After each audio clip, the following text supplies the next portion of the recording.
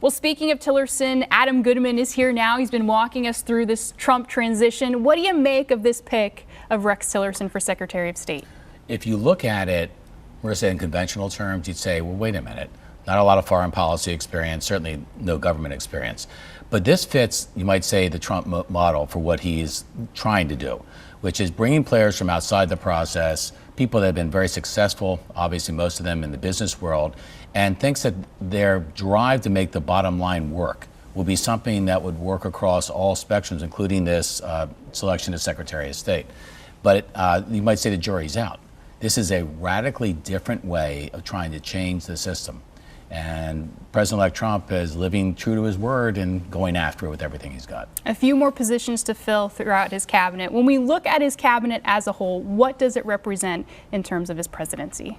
Well, it represents the thirst that people have for change. And every one of these players that he's named bring with them two things. One, a lot of real-world experience. Two, some degree of chatter about how can they possibly be successful because they haven't done this kind of thing before. When you look at what this election was all about, which was Americans feeling distressed about the direction of the country, this was the only way you're going to have meaningful change. And is it all going to work, Marissa? Is it all going to turn out beautifully? Probably not. It'll probably be a rough road at times. But this is the very thing that we've been asking for the better part of a decade, and now we've got it. One of the big news stories of the week is the intelligence report that the Russians did meddle in this presidential election. How should Donald Trump respond to this information? Well, you know, it harkens back to the Russians are coming. The Russians are coming. I think, you know, maybe he should have been a little bit more diplomatic in his first responses about this. I mean, we take this seriously. We don't want anyone meddling in our affairs. To date, as you know, there is no evidence that they did anything that had a dramatic impact on the election. Should we look at it? Absolutely, we should look at it. Congress has already indicated they'll have investigations into it. I think the president-elect will cooperate, and we'll find out. But I think what we're going to find out is they might have had favorites in this race, but I don't think they had any dramatic impact on what happened on Election Day in America. Keeping up with the intelligence theme here, Donald Trump is not getting those briefings every day. He says he's smart enough to not have to have them every day. What is he missing out on by not getting these briefings every day? Well, I think that's going to change. Yeah, right now, we keep thinking that Donald Trump is already president of the United States. He's president-elect. Maybe because of the carrier deal and other things where he was chomping at the bit to get going. We already assume he's in the West Wing and barking out orders. He's not quite there. That's something I think he's going to understand and be seasoned by experience from. And I think you'll find a different kind of Donald Trump in terms of intelligence reports and consuming them after the inauguration than you see today. And Mr. Trump doing something very unconventional for a president-elect, going on these thank you tours, these victory tours. What is he trying to pursue when he goes to these cities thanking the Americans for their votes? Great question. Start with these numbers: 68,000, 22,000, 11,000. Those are the margins of victory in Pennsylvania, Wisconsin, and Michigan, in that order.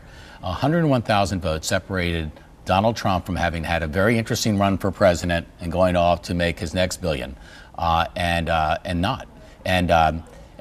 presidency. And so what we see now is a style that I think we can expect to see a lot more from the president-elect, which is he's going to campaign to get the American people not only briefed on what he's doing, but behind him.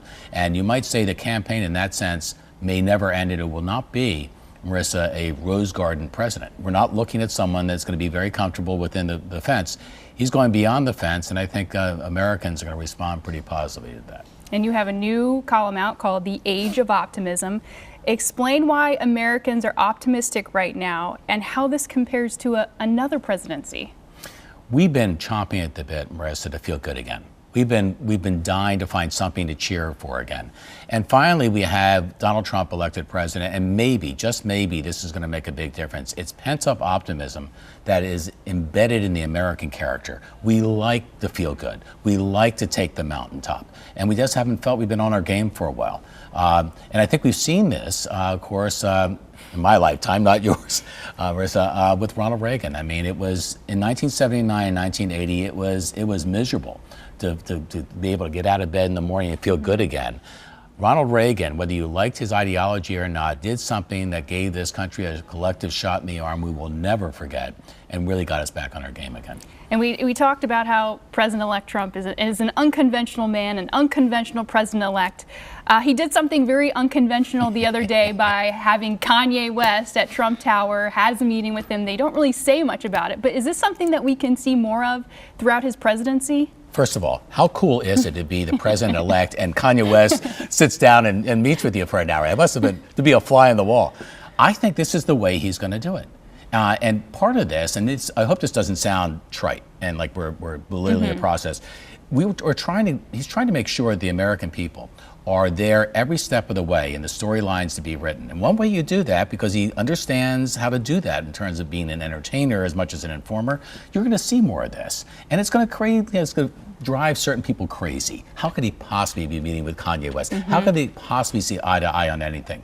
I think they do see eye to eye on one thing clearly. They both have a love for this country. They might have different ways of expressing that and getting there, but I think this is going to be a very entertaining as well as hopefully a very successful presidency. One step closer to keeping up with the Kardashians, showing up at the White House. Thanks again, Adam, for your input. Thank you.